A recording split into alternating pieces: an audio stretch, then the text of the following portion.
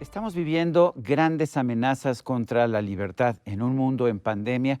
Siempre parece muy sencillo para distintas autoridades establecer restricciones a la libertad, obligarnos a tener comportamientos que no queremos hacer, pero sobre todo las amenazas contra el comercio, contra el libre comercio, han sido muy significativas en los últimos meses. Por eso quizás es un gusto poder conversar a la distancia con el maestro Antonio Escootado. Él es uno de los principales representantes del liberalismo español, ha sido un gran defensor de las libertades económicas individuales desde hace mucho tiempo. Él se encuentra en Ibiza, yo me encuentro en la Ciudad de México y es un gusto poder conversar con él. Es autor de un libro clásico que le recomiendo, Los enemigos del comercio, una historia moral de la propiedad, que ha sido editado en 3 tomos por la editorial Espasa. Maestro Antonio Escotado, gracias por esta conversación. Buenas tardes por allá en España. Buenas tardes. Me han dicho que ustedes están en mediodía, Así nosotros es. estamos a las 7:30 de la tarde. Ah, bueno, Fíjese siete y cómo media. cae la luz, Así va es. cayendo la luz. Maestro, ha habido toda una serie de esfuerzos por limitar el comercio. Ahora estamos viendo muchos de ellos, pero no es nuevo. Hay gente que piensa que el comercio en realidad perjudica a la humanidad, que deberíamos comerciar lo menos posible. Usted nos ha dicho otra cosa, cuéntenos. Es muy cierto. Yo también lo pensaba. Digamos, desde Freud se comenta la relación entre dinero, y más concretamente oro, metales nobles, y suciedad, podredumbre. Claro, es una conexión imposible y absurda, porque si hay algo limpio y bonito, es el oro. Por ejemplo, si tuviéramos una habitación enorme, llena de oro y bien iluminada, qué bonita luz saldría de todo ello, qué lejano de las tinieblas de la corrupción y la putrefacción y los gusanos. Sin embargo, cuando me puse a estudiar el fenómeno comunista, empecé a pensar de dónde viene esto. Lo más concluyente que me encontré fue la secta esenia, a la cual pertenecía notoriamente Juan Bautista, que estaban convencidos de que el mandamiento no era no robes, sino no practiques el comer. Naturalmente, de la secta esenia Juan Bautista al Evangelio hay apenas un paso. Y este paso, pues bueno, no se dio en tiempos de Jesús, pero posteriormente se dio. Yo descubrí que toda la Edad Media fue una época básicamente comunista. Es decir, que los decretos de los emperadores del Sacro Imperio Romano Germánico, Carlomagno y su hijo Ludovico Pío, perseguían de forma inmisericordia el comercio.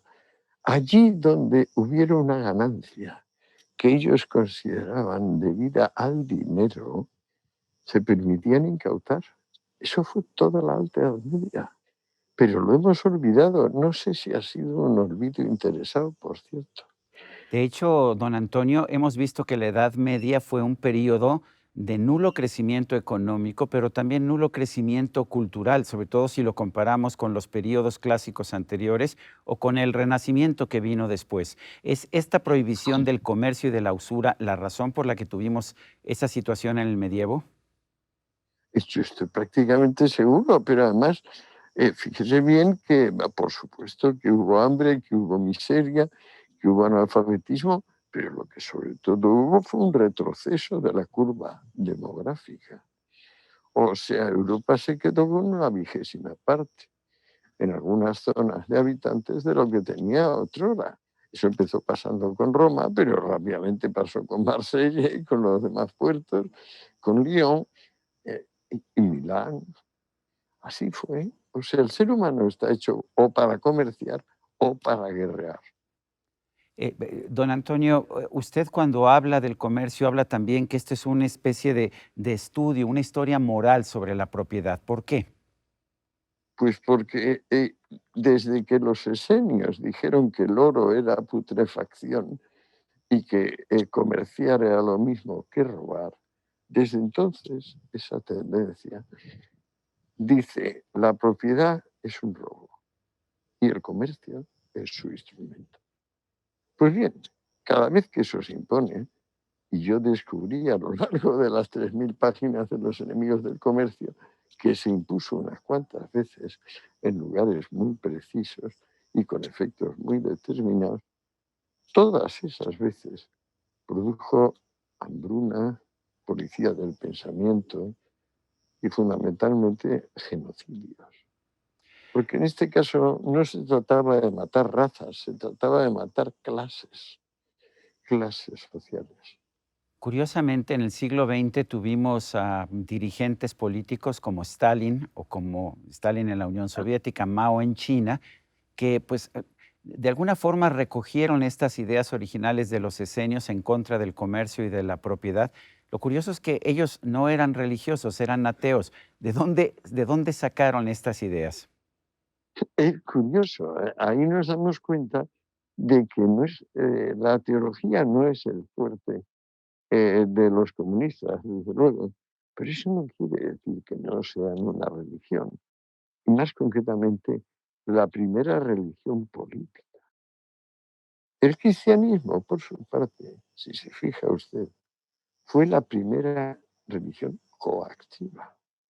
El edicto de Teodosio, si no recuerdo mal, de 384, permite cerrar cualquier institución que no sea católica y perseguir, forma de quemar libros o persecución de personas, a los que osen decir cosa distinta. Don Antonio, en el siglo XIX, Carlos Marx y Friedrich Engels recogen también estas ideas de que la propiedad es un robo, de que lo que hay que hacer es acabar con la clase patronal, con la clase empresaria, con la clase que tiene propiedades. Cuéntenos qué tan coherentes eran precisamente Marx y Engels en este sentido. Sé que Engels en particular era un propietario, ¿no? Era un hombre muy rico y con fábricas textiles, ¿no? Bakunin hizo el diagnóstico psicológicamente más fino de un hombre que además hablaba de primera mano. Bakunin, como usted sabe, era un príncipe, era Ujú. sangre Y real, sangre anarquista, Romanov, sí, pero era y anarquista además y aristócrata. Mm. el fundador del anarquismo. Marx le llamaba inmensa bola de tocino y grasa. Le llamaba Marx a Bakunin, y Bakunin contestaba diciendo: Engels y Marx son unos señoritos de provincias que no saben lo que hablan, están preconizando el retorno al autoritarismo más extremo. Tenía toda la razón, claro. Ujú. Ahora, Marx era de alguna forma, pues, una persona que, era un intelectual que nunca conoció el trabajo y que, de hecho, fue mantenido por Engels durante mucho tiempo. ¿No le parece peculiar que un capitalista defendiera a un intelectual que nunca había sido obrero para cuestionar el capitalismo? Le dedicó una amplia atención en el tomo 2 Ujú, a esa paradoja, sí. Él nunca se ganó el dinero, siempre pensó, era un poco como que Jesús no trabajó en la carpintería y él no iba a trabajar tampoco en aquel mercado del cual él se consideraba nombrado Salvador, Redentor, Mesías. O sea, igual que Lenin se autonombra Mesías, Marx se ujú. autonombró Mesías y Engels, como buen amigo, le dijo: sí, Carlos, lo que tú digas. Y trabajó toda su vida como un negro por su amigo, porque realmente creo que la amistad de Engels con Marx es uno de los capítulos más intensos de la historia de la amistad, ¿eh? De alguna manera el cristianismo repudiaba el comercio, consideraba los créditos con intereses como una forma de usura, pero no repudió nunca el esclavismo, la esclavitud. Usted habla de ese tema, cuéntenos. Bueno, la esclavitud no se ha rechazado. Por ejemplo, la Sharia islámica todavía la tiene vigente, por ejemplo. Ujú. Pero en Occidente no se rechazó hasta que el gobierno inglés resarció a los propietarios de las colonias y a esos efectos, claro, consiguió un fabuloso préstamo avalado por los Rothschild y algunas otras grandes familias judías, los Mokata, por ejemplo, de la City de Londres, pero un préstamo que ahora, digamos, si lo midiéramos en euros, serían cantidades de decenas de miles, de millones, millardos que llaman, ¿no? Decenas de millardos. Y así es como se acabó la esclavitud en Occidente. Fue el hombre blanco el que derogó la esclavitud. El musulmán todavía no la ha derogado. Usted en su libro Los enemigos del comercio plantea que está buscando, está haciendo una historia de la propiedad, pero para tratar de entender las causas de la riqueza y la pobreza de las naciones. Es un estudio que hizo Adam Smith. Mucha gente ha tratado de entender la riqueza y la pobreza de las naciones. ¿Cuál es el papel del comercio para construir riqueza? Es fundamental. Cualquier acto de comercio beneficia a las dos partes, justo al revés de lo que mantuvo la patrística y lo que mantuvo también Karl Marx, que siempre hay uno que sale ganando, por ejemplo, de las compraventas o de los préstamos. Lejos de eso, Karl Menger, en sus fantásticos libros sobre economía política, en sus principios, em, demuestra sin dificultad alguna que, por ejemplo, si usted tiene vacas y yo tengo caballos y estamos contiguos, a usted le sale a cuenta comprarme una cierta cantidad de caballos y a mí una cierta cantidad de vacas. Y esto, que estábamos hablando de la esfera rural, se puede aplicar igual a cualquier esfera, llegando incluso a las más refinadas técnicas de ingeniería financiera actual. O sea, se comercia voluntariamente y las personas no quieren normalmente derogar los contratos que suscribieron. Toda la pamema que viene con los esenios y desemboca en Karl Marx y luego las variantes redentoras posteriores, se basa en que no, en que las personas querrían nada más contratar, deshacer el contrato, porque claramente han perdido. Pero claro, esto es falso, esto simplemente no aguanta el análisis de la realidad. Si yo me tiré 20 años estudiando la cuestión, fue porque se me ocultaba el detalle. O sea, ¿por qué?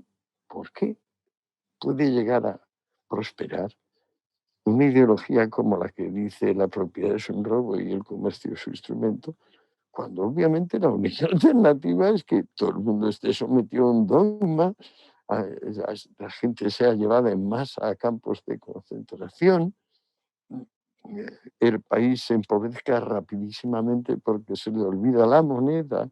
No es que se le olvida, es que la detesta. Y entonces, claro, como ningún país es autárquico, al importar se va revelando que no tiene moneda, lo que le pasa ahora a Maduro y lo que le ha pasado a todas las dictaduras de este estilo. Por ejemplo, en Birmania, cuando yo estuve, pasaba, o le pasa a los Kim en Corea, sempiternamente. No se puede tener una divisa fuerte sin comerciar. Pues muy bien, ya lo comprendo y me preocupa, pero don Antonio Escotado, gracias por esta conversación. Es un placer poder conversar con usted y nuevamente recomiendo la lectura de su libro, de su trilogía, Los enemigos del comercio. Gracias y un fuerte abrazo allá hasta Ibiza.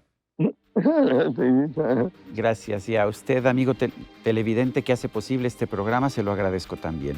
Esto es todo por hoy, pero no se le olvide. Nos vemos la próxima.